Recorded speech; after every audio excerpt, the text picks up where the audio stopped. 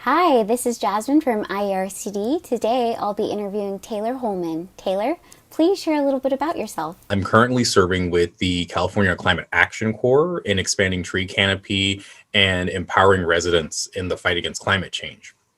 So far, I've lived in the Inland Empire for about 95% of my life.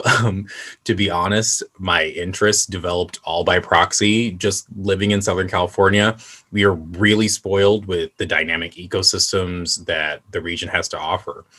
Um, in my garage, I probably still have jars of random rocks that I thought were cool that I would collect during recess. And fast forwarding to when I transferred to colleges, I ended up switching majors from sociology to environmental studies.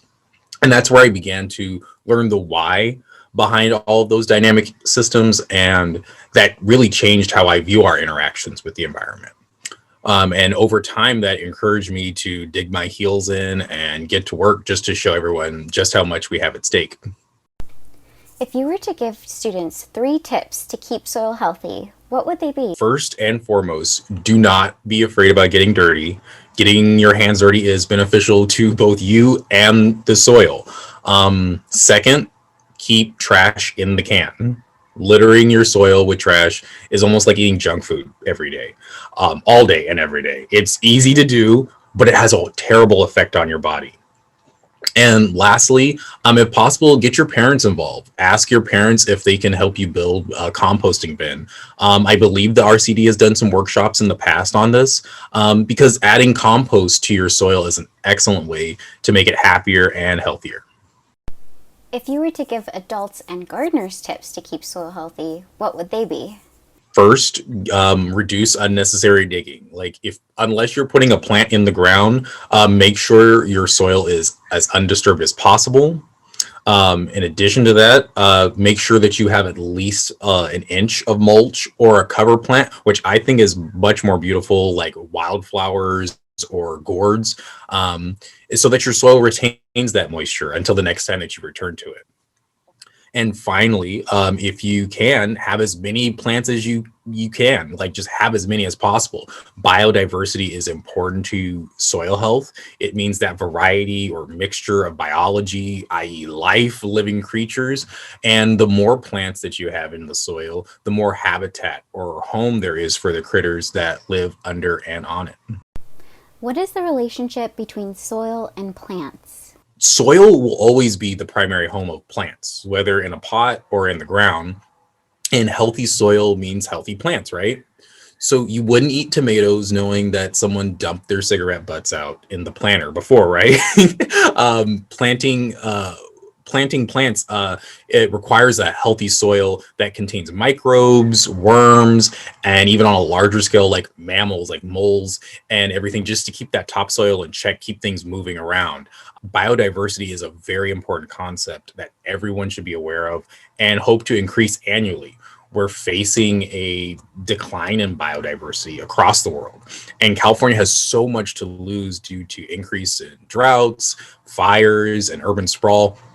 I was just reading the earlier today just about the fact that California has the most plant species out of every state. So we have so much to lose and we have so much to gain by increasing biodiversity. What is urban greening?